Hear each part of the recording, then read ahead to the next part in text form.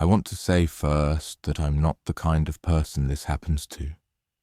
I don't mean that as a brag. I mean it as context. I am 34 years old. I work in commercial insurance underwriting. I drink 1 beer on Friday nights, and I go to bed at 10:30. The most interesting thing about me before this was that I learned to make sourdough during the year everyone learned to make sourdough, and I kept doing it after they stopped. That's the level of person we're dealing with here. I'm telling you that because what I'm about to describe doesn't sound like something that would happen to me.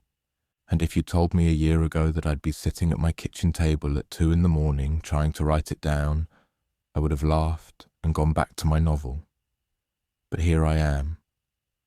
And the only way I know how to do this is in order, the way it happened. Because the order is part of what's wrong. I took the week off in late September, not for anything in particular. I had vacation days I was going to lose at the end of the quarter, and my sister kept telling me I needed to go do something with my hands, which is what she says when she means I look tired. I didn't want to fly anywhere. I didn't want a hotel. I wanted to drive somewhere with trees, walk in a straight line for a few days and come back. I picked a trail system in the western part of my state. I'm not going to name it. I keep starting to, and then I stop, because the part of me that doesn't believe what happened doesn't want to be the reason someone else goes looking. I'll call it the Hallowell Loop, which isn't its name, but it'll do.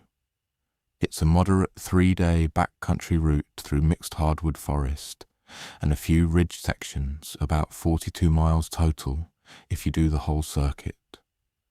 There are designated tent sites every 8 to 12 miles. The elevation gain is real but not punishing. You don't need a permit. You sign in at the trailhead kiosk on a clipboard and you sign out when you come back. And nobody really checks. I'd done 2-night backpacking trips before. Nothing serious. I knew how to set up my tent in the dark, how to filter water, and how to hang a bear bag. Although bears weren't really the concern out there. The concern, if I had one, was being bored. I'd brought a paperback and a small notebook, and the expectation that I would walk until my legs hurt, and then sit and look at trees and then sleep. I parked at the trailhead at 6:40 on a Monday morning. There were 2 other cars in the lot, both with out-of-state plates, both with that dusty quality that suggested they'd been there a couple of days. I signed the clipboard. The pen was on a string, and the string had been chewed by something small. The last entry above mine was from Sunday afternoon, a name I couldn't read, headed clockwise. I was going counterclockwise. I wrote my name and my plate number and my expected return Wednesday evening, and I shouldered my pack, and I started walking. The first day was beautiful in a way that I want to describe carefully, because I want you to understand that nothing was wrong yet, and I want you to feel the texture of nothing being wrong. The trail rose gradually through oak and hickory. The leaves were turning, but not all at once. Some trees had committed to yellow and red, and some were still stubbornly green, and the canopy above me looked like a quilt that had been sewn by several different people who had not coordinated. The air smelled like dry leaves and dirt and a faint sweetness that I associated, accurately or not, with chestnut. There was a creek to my left for the first 2 miles, and it sounded like a creek is supposed to sound a low, constant whisper that you stop hearing after the first half hour, and only notice again when it ends. I passed one couple coming the other way around 8:30. They were older, in their 60s maybe, with very nice boots and the relaxed bearing of people who do this often. They said good morning. The woman commented on how I'd picked a perfect week. The man asked if I had bear spray, and I said no. Oh, and he shrugged and said I wouldn't need it. We stood there for about 40 seconds doing the small choreography of strangers on a trail. And then we kept moving. I want you to remember them. Not because they're important to what happened. They're not. They have nothing to do with it. I want you to remember them because they're the last people I saw on the trail until Wednesday evening. And that is going to start meaning something later. I reached the first designated site at 4 in the afternoon. It was called Mill Pond, although the pond itself was more of a marsh, the dam having failed sometime in the last 100 years. There was a fire ring, a primitive privy, and 3 tent pads. All 3 were empty. I set up on the pad farthest from the privy because that's what you do, and I cooked dehydrated chili on my little stove, and I read about 30 pages of my book, and I went to sleep at 9. Nothing happened that night. I want to be very clear about that. I bring it up only because I want you to understand that the next 2 nights were not nights when I was already on edge. I slept like someone who had walked 13 miles. I woke up once around 2 because I had to pee, and I sat up in my tent and listened to the woods, and the woods sounded like woods. Wind. A small animal somewhere off to the south. The creek had returned, or another creek had started, I couldn't tell which. I want to mention one thing from that first night, only because I keep coming back to it. And I don't know if it matters. When I was crouched outside the tent peeing, I looked up through a gap in the canopy, and I saw the stars. And I noticed that I couldn't find Cassiopeia. I always find Cassiopeia. It's the one I know. I looked for a minute, maybe 90 seconds, and I couldn't find it. And then I told myself I was probably facing the wrong direction, and I crawled back into my tent and went back to sleep. I'm including that because I want to be honest about the order of things. I don't think the sky was wrong that night. I think I was tired and I was looking in the wrong place. But I want you to know that it occurred to me, the very first night, that the sky was wrong, and that I dismissed it, and that the dismissal is the thing I keep returning to. The second day was when I found it. I broke camp at 7. The morning was cooler than the day before, and there was a thin mist sitting in the low places, the kind that burns off by 10. I walked north out of Mill Pond on the marked trail. The blazes were yellow rectangles painted onto trees at roughly eye level, every 50 yards or so. The trail crossed the marsh outflow on a footbridge that someone had built well, with milled lumber and proper railings. And then it climbed for about a mile up onto a ridge that I'd been looking forward to. The ridge section was the prettiest part of the trip. I want to give it to you straight. Long views east to a valley I couldn't name, the leaves down there a slow gradient of colour, and on a clear day, you'd have seen the next ridge 20 miles off. It wasn't a clear day. The haze was friendly, soft, and the far ridge dissolved into it like something I'd half imagined. I sat on a rock and ate a granola bar and drank from my filtered bottle. And I was, I think, as happy as I'd been in about 2 years. I started down off the ridge at maybe 10:30. The descent on the north side was steeper than the climb had been, and the trail switched back 4 or 5 times through a section of younger trees, the way trails do when somebody once tried to keep the grade reasonable for horses. At the bottom of the switchbacks, the trail levelled out into a flat area that the map called a saddle, and that's where the blaze stopped.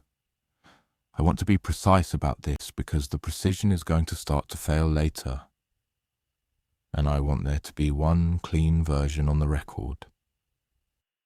The yellow blazes had been every 50 yards, as I said. They were reliable.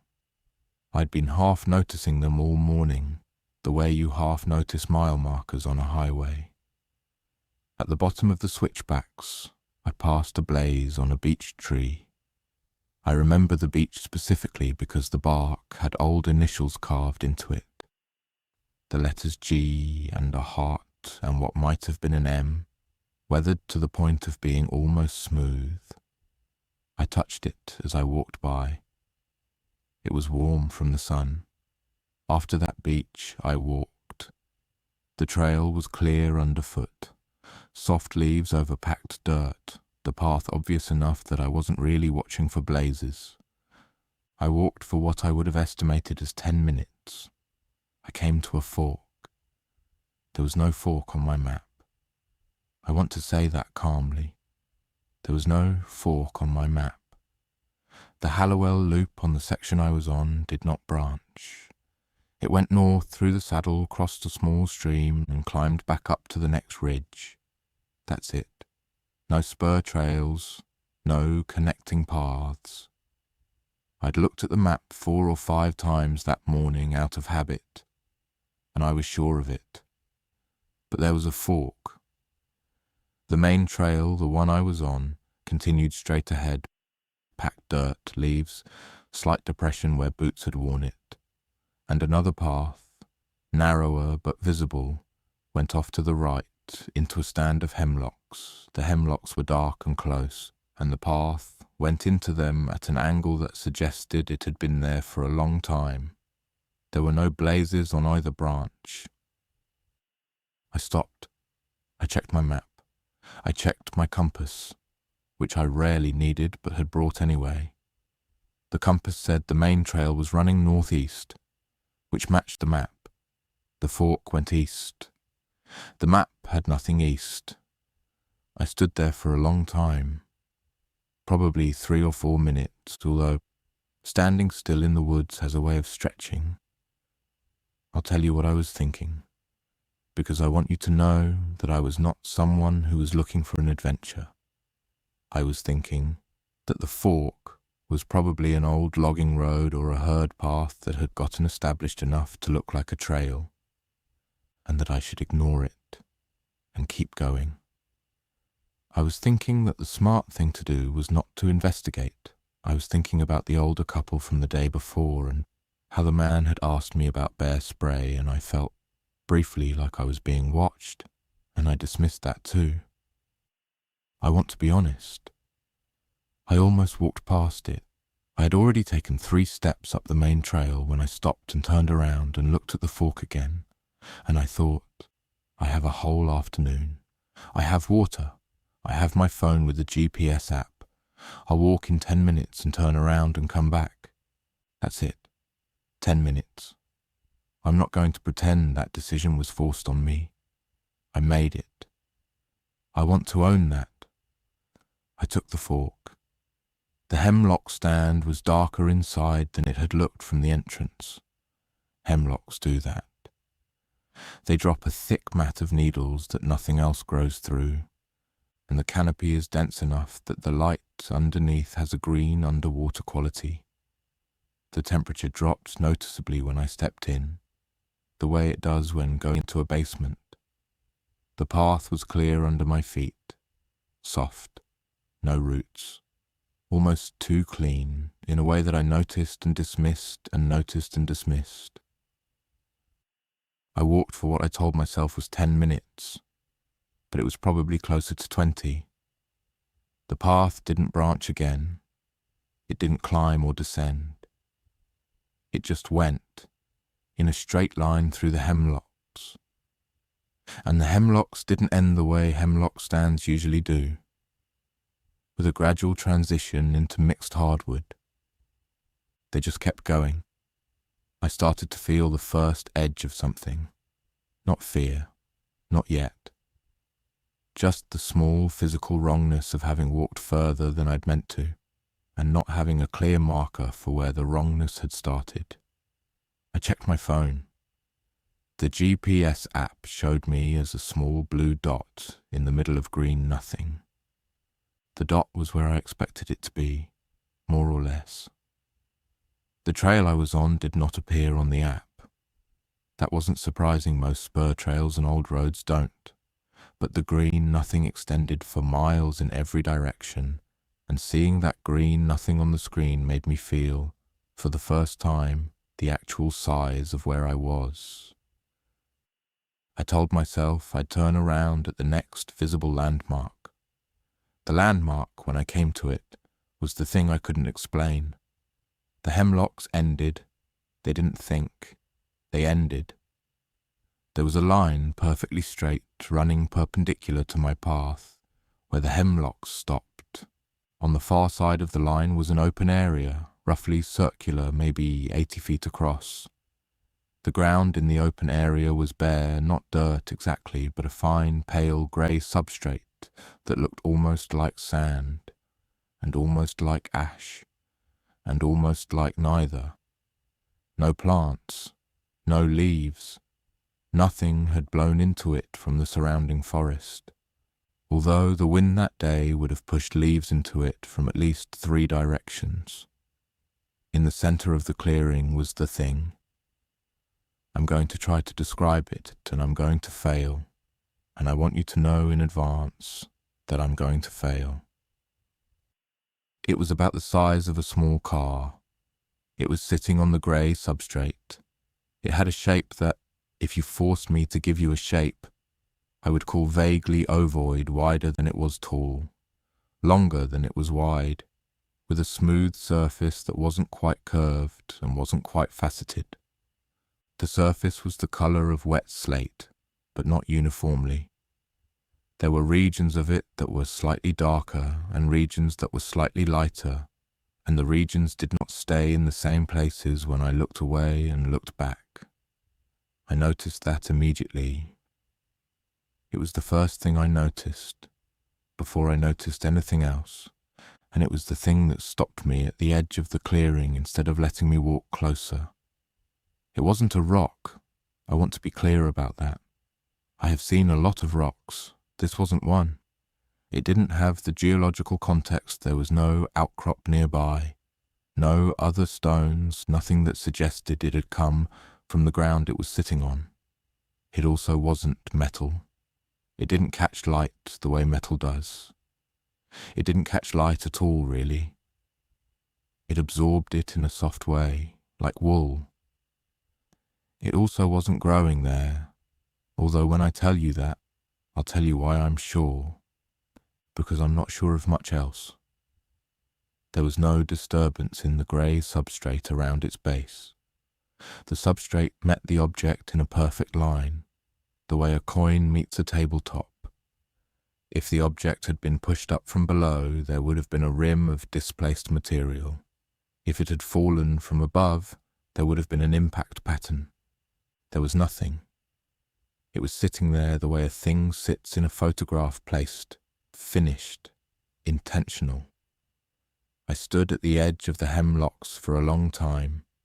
I want to tell you what I felt, but the feeling didn't have a name. It wasn't fear exactly, it was more like the feeling you get when you walk into a room and you know somebody just left, even though there's no evidence. It was the feeling of having arrived shortly after something, of being late. I didn't go closer. I want to say I'm proud of that, but I'm not sure it was a decision. I think my body refused to take the next step before my mind had finished thinking about it. I stood there at the line where the hemlocks ended and the grey began, and I looked at the object and I noticed 3 more things. The first thing I noticed was that there was no sound. The hemlock stand behind me had been quiet, the way hemlock stands are, but quiet is not silent. There had been the small sounds of needles dropping, of branches moving, of insects. In the clearing, there were no sounds. None. Not from the clearing and not from the woods beyond it. The silence had a quality of completeness that made me realize I had been hearing the forest behind me, and that I had stopped hearing it the moment I had focused on the object. The second thing I noticed was that I couldn't tell how far away the object was. I know how far away things are. I'd been on the trail for 2 days. I could estimate distances. The object was 80 feet away. I knew that, because the clearing was 80 feet across. But when I looked at it, my eyes kept telling me it was closer than that, and then further. The object was the same size each time, but the distance to it was not. I'd look at it and feel that it was 20 feet away, and then I'd blink and feel that it was 150, and the object hadn't moved, and neither had I. I want to be clear that this was not a trick of the light. This was my own sense of depth, refusing to settle. I stood there blinking at it like an idiot, and it would not stay still in the depth dimension, and that was when I started to get afraid. The third thing I noticed was the worst, and it is the thing I have not told anyone except the page in front of me. And I am going to tell you now. Ow! And then I am going to keep moving, because I cannot sit with it for very long. I noticed that I had been standing there for a while, and that I had not been thinking. Not in the sense of being calm, in the sense of being absent. I had no memory of the last, I want to say, minute, but I don't know minute, or several minutes. I'd been looking at the object, and my interior monologue had been off. Not paused, not quiet, off. And when I noticed it, the monologue came back, and it came back mid-sentence, the way a song comes back when you take your headphones off, and the sentence it came back into was, "Don't look at it for too long." I didn't think that sentence. I want to be very precise. I did not generate that sentence. It was in my head, in my own voice, and I did not put it there. I turned around. I walked back through the hemlocks at a pace that I tried very hard to keep from becoming a run. I want to tell you it was because I was being rational, and that I knew that running in the woods is how you get hurt, but the truth is that I was afraid that if I ran, something would notice that I was running. And I had a very strong feeling that I had not yet been noticed, and that if I could just keep walking calmly, I might not be. The hemlocks ended at the main trail exactly where they had begun. I want to mention that because at the time, it relieved me. I came out at the fork. The yellow blaze on the beech tree was visible up the trail to my left.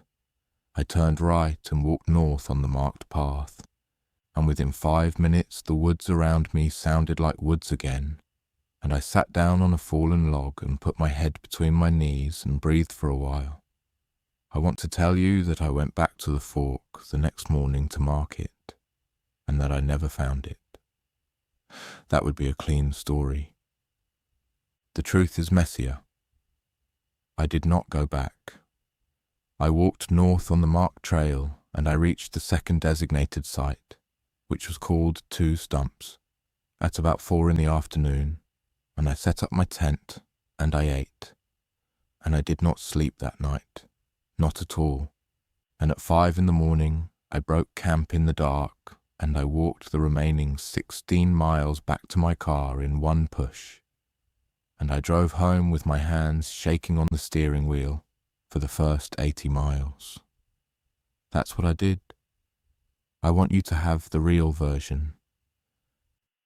But I have to tell you about Tuesday night first, because Tuesday night is where this stops being a story about something I saw and starts being a story about something I can't explain. I set up my tent at 2 Stumps before dark. There were no other campers there. The site was set in a small clearing about 30 yards off the main trail, with a fire ring that had not been used recently and 2 tent pads, one of which had a small puddle on it from a rain that must have come through in the previous days. I took the dry pad. I did not light a fire. I ate a cold dinner because I didn't want to spend time outside the tent. I told myself I was tired. It got dark at around 7:30. The dark was complete in a way that I hadn't really registered on the first night, when I'd been so worn out from the day that I'd slept through it. On the second night, awake, I noticed the dark. It was the kind of dark you don't get in town, the kind that has a weight to it. I lay in my tent with my headlamp off because I didn't want to advertise my position, and I listened. The woods around Two Stumps were noisy in a way that the hemlock clearing had not been. Mice or voles in the leaf litter, an owl twice, from somewhere uphill, once around 9, what I think was a deer moving through the brush about 50 yards off, slow, heavy, four-legged, stopping and starting in the rhythm that deer move in. I want you to know that I heard all of that, because what I heard later, I heard against the background of those familiar sounds, and I want you to understand that I know what the forest is supposed to sound like. At around 11, the forest got quiet. It didn't fade. It didn't taper. It stopped the way a faucet stops when you turn it off. 1 second, I was listening to the small rustlings of nocturnal animals, and the next second, and I was listening to nothing. I lay in my Ternanti and I listened to nothing for about a minute. Nothing had the same quality as the silence in the clearing. Complete. Finished. Like something had been switched off rather than ended. And then I heard footsteps. I want to describe these carefully. They were not human footsteps, and I am not going to claim they were. They were also not animal footsteps in any way I could identify. They were soft and even, and they were moving on 2 legs. But the cadence was wrong. It was too regular. Animals don't walk like a metronome. They pause, they shift weight, they look up. These footsteps did not pause. They walked at the same pace in a straight line, from somewhere southeast of my tent to somewhere northwest of my tent, passing about 20 feet from where I was lying. They did not stop at my tent. They did not slow down. They walked past me at the same pace they had used to approach, and they continued northwest, and they got fainter, and at some point I couldn't hear them anymore. The forest stayed quiet for about another 2 minutes after the footsteps ended. And then, the way it had stopped, it started again. The mice resumed. The owl resumed. I heard the deer, or a deer moving again uphill in its proper start and stop way. The forest came back online like a radio finding a signal. I did not sleep. I lay in my tent for the next 6 hours with my hand on the zipper of my sleeping bag, and I listened to a forest that sounded entirely normal, and I waited for it to go quiet again. It did not. I want to tell you that for the record.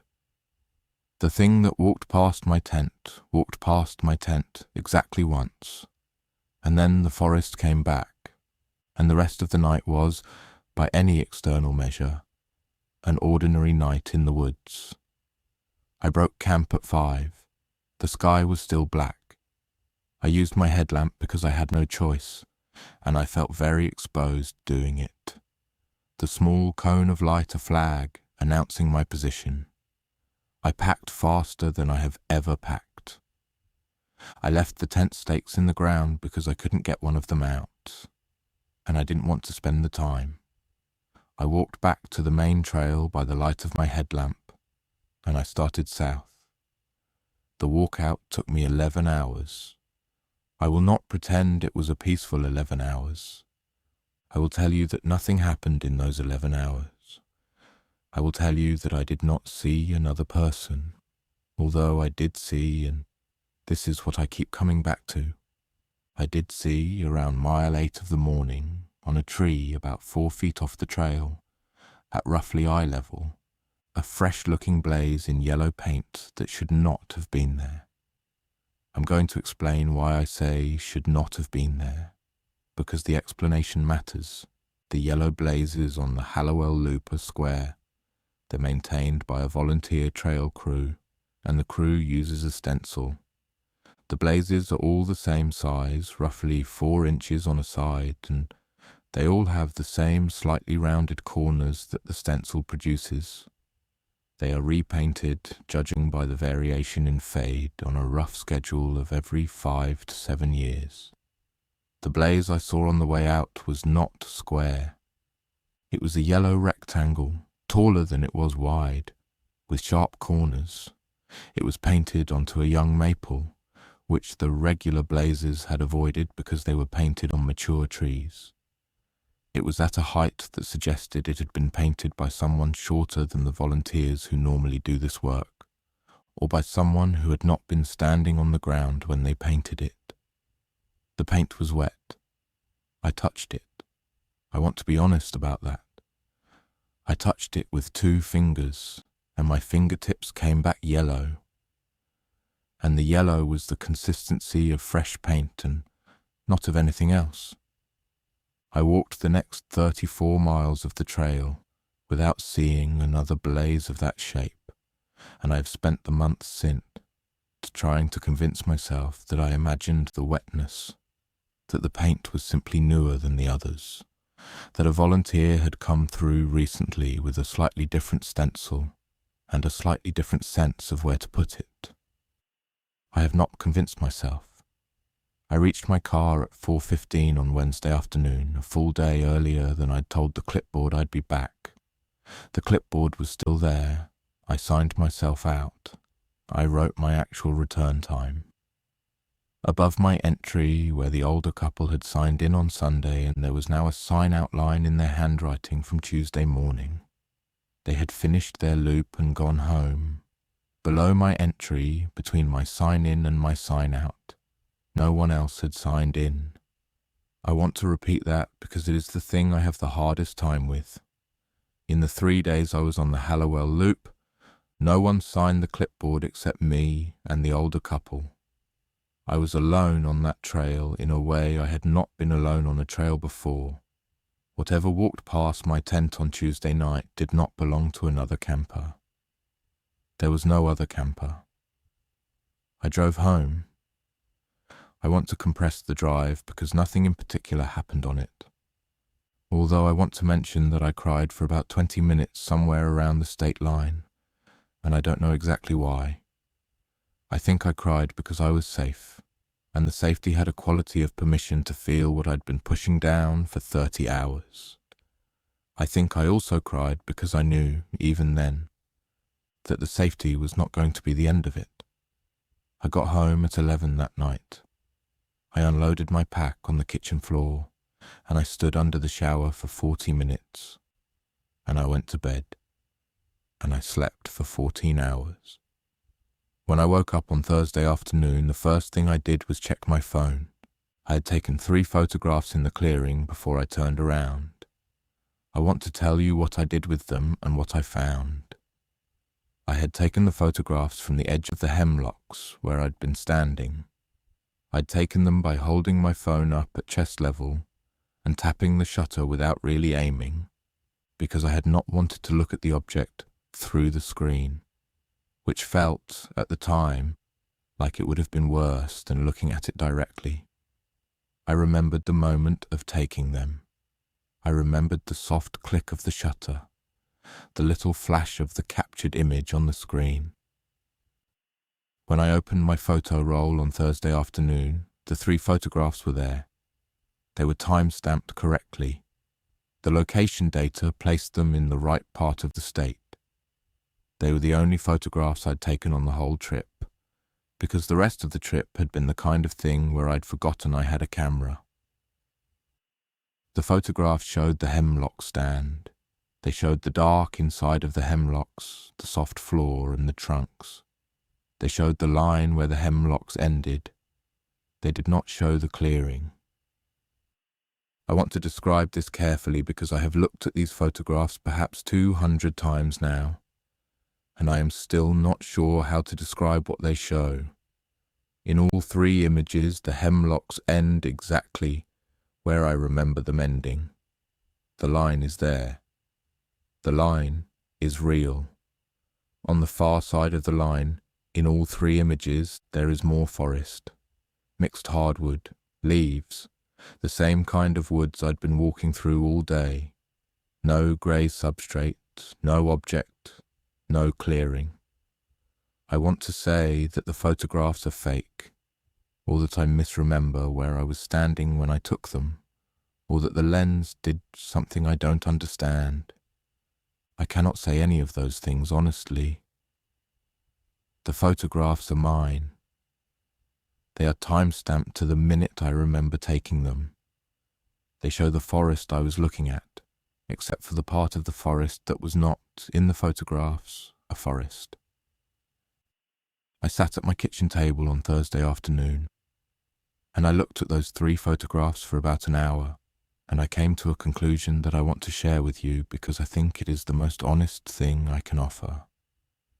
The conclusion was this: either I saw something that the camera could not see, or I did not see what I think I saw.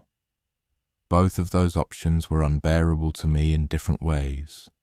The first option meant that something existed in that clearing that did not interact with light the way other things do, and that something had been looking at me, and that something had put a sentence in my head. The second option meant that I had stood at the edge of a normal patch of forest for several minutes, hallucinated an object the size of a car, hallucinated the silence around it, hallucinated the sentence, and then walked away from a perfectly ordinary clearing with the certainty that I had survived something. The first option was terrifying. The second option was worse, because if I'd hallucinated all of that, I had no reason to trust anything else about the trip. The footsteps, the blaze, the clipboard, all of it. I sat with both options for the rest of Thursday. I did not pick one. I went back to work on Monday. I want to tell you about going back to work because going back to work was the next thing that stopped making sense. I work in commercial insurance underwriting, as I said. My office is on the 7th floor of a building downtown. I have a desk in an open plan area. I have 2 co-workers I'm close to and several I'm friendly with. Mondays are normally the busiest day of my week because policies renew on the 1st of the month, and the queue stacks up over the weekend. I sat down at my desk on Monday at 8 in the morning. I logged into my computer, I opened my queue. The queue had 9 renewals waiting for review. I started on the first one. I worked through them at my normal pace. I did not feel different. I did not feel haunted. I had spent the weekend doing laundry and watching a season of a show I'd been meaning to finish and grocery shopping, and the weekend had been so determinedly ordinary that by Sunday night I had convinced myself that the trip had been a strange dream and that I would gradually stop thinking about it. At 11:15 on Monday morning, I went to the break room to refill my water bottle. There was a woman at the counter that I had never seen before. She was wearing a cardigan that I want to describe to you because I keep coming back to it. The cardigan was a soft grey, almost the colour of wet slate, and the grey was not uniform.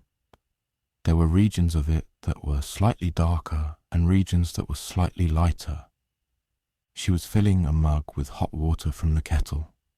I want to tell you that I noticed the cardigan, and that the noticing was a normal noticing, like noticing anyone's clothes.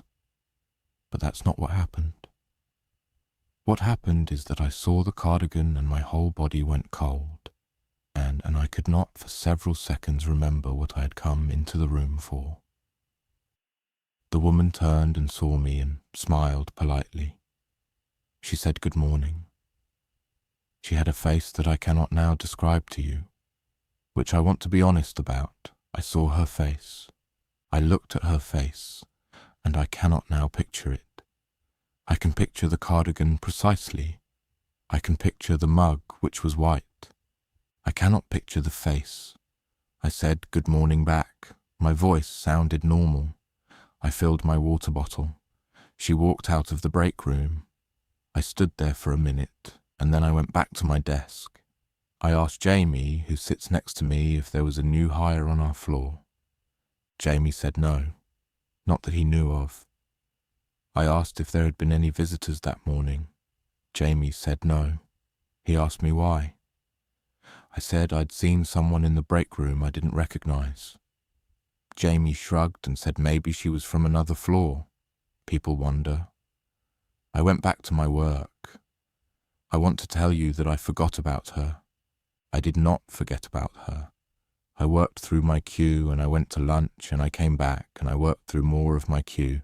And at 4:30 I got up to leave, and as I was walking to the elevator I passed the break room again, and the kettle was still slightly warm to the touch when I put my hand on it.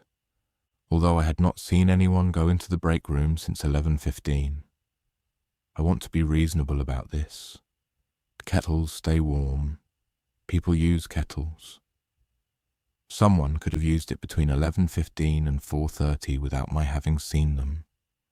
That's the rational explanation, and I want it on the record that I have offered it to myself. I am offering it to you too, because I am trying very hard not to be the kind of person this happens to. The thing is, I never saw that woman again. I worked on that floor for 3 more months before I asked to be moved to a different team, on a different floor, which I did for unrelated reasons that I am pretty sure were unrelated reasons. In those 3 months, I asked Jamie, and I asked our team lead, and I asked the receptionist at the front desk, who sees every visitor, whether there was anyone in the building who matched her description. Nobody knew who I was talking about. I described the cardigan to the receptionist, and the receptionist gave me a slightly worried look and asked if I was feeling all right. I said I was. I went back to my desk. I want to skip ahead now because the months after I came back from the trip are not a story that builds in the way the trip itself did. They are a story that thins. Things kept happening, but each thing was small enough that I could explain it away, and the explaining away was its own kind of erosion. I'll list a few of them briefly because I want you to have the texture. In October, 3 weeks after the trip, I started having a recurring dream in which I was standing at the edge of the hemlocks looking at the clearing, except that in the dream the object was closer than it had been. Not closer because I had walked toward it, closer because it had moved. I would wake up at the same time every time I had this dream, which was 4:11 in the morning, and the consistency of the time bothered me more than the dream did. In November, my sister came to visit for a weekend, and on the Saturday afternoon she said casually, in the middle of a conversation about something else, "Did you do something to your eyes?" I asked what she meant. She said they looked different, and she couldn't say how, and she dropped the subject when I didn't pick it up. I looked in the mirror that night for a long time. I did not see anything different. I looked again in the morning.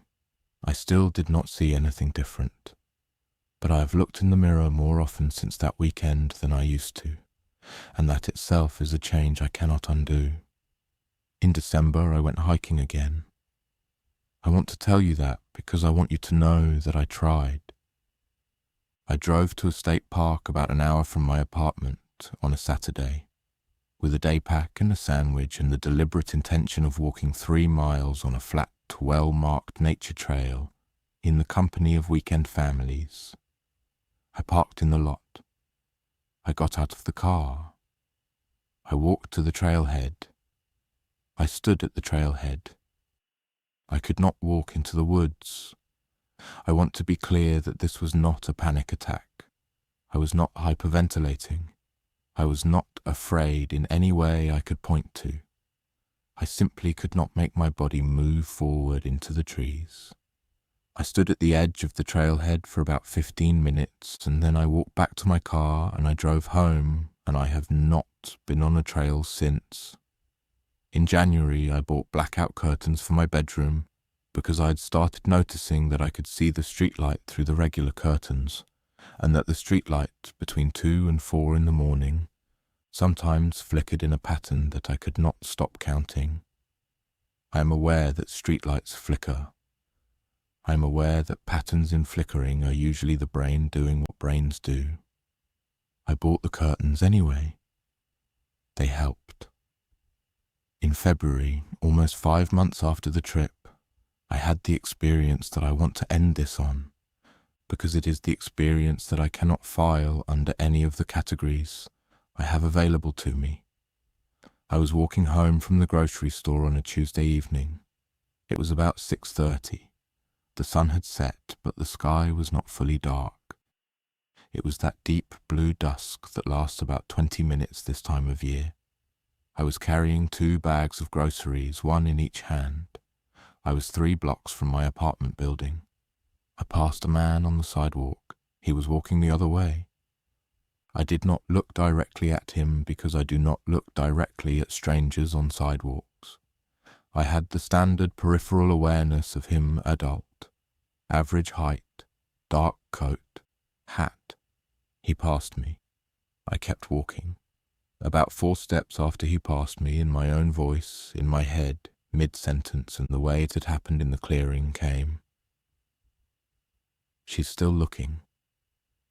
I did not turn around. I want you to know that I did not turn around, and I want you to know how much effort it took not to turn around. I kept walking. I crossed the street at the light. I got to my building. I let myself in. I went up to my apartment. I put the groceries on the counter. I locked the door behind me. I sat on my kitchen floor with my back against the cabinets for a long time. I have not told anyone about that sentence until now. I have not told my sister. Who would worry? I have not told a therapist, although I have considered it, and I keep almost going. And I keep stopping at the part where I would have to describe the clearing and the camera and the cardigan and the dream at 4:11 and the curtains and the trailhead I couldn't walk into, and decide which of those things to leave out so that the person across from me would not look at me the way the receptionist had. I do not know what I saw in the clearing. I want to be honest about that. I have considered every option I can construct. I have considered that it was an unusual rock formation in unusual light. I have considered that it was a failed art installation, although the geography is wrong for that. I have considered that it was a weather balloon that had come down in the woods, although the shape is wrong for that. The silence is wrong for that, and the sentence is wrong for that. I have considered that I had a small, undiagnosed neurological event on the trail, and that everything since has been the long tail of it. I have considered that I am simply, after a quiet life of being unremarkable, becoming the kind of person this happens to. I do not know which of these is true. I lean on different days in different directions. Today, sitting at my kitchen table at 2 a.m. writing this, I lean towards an option I have not described yet, because I have been trying to avoid describing it. The option is this. I think there are places in the world that are not quite finished. I think I walked into one of them. I think the thing in the clearing was not a thing in the way I would normally use the word. I think it was something more like a placeholder, something that occupies a space the world has not yet decided what to do with. I think the silence around it, and the depth that would not settle, and the sentence in my head were not properties of the object. They were properties of the unfinished place. And I think the reason I cannot find the clearing in my photographs is that the photographs caught the part of the world that was finished, and the clearing was not yet part of that. I think the woman in the cardigan was a citizen of the unfinished place who had wandered briefly into mine. I think the footsteps on Tuesday night were another one. I think the sentence on the sidewalk in February was someone calling across from over there, where the distances are not the same. Ian, the speaker, does not necessarily know I am here. I want to be very clear that I do not believe this in the way I believe other things. I do not believe it the way I believe that the sun will come up tomorrow, or that my rent is due on the 1st.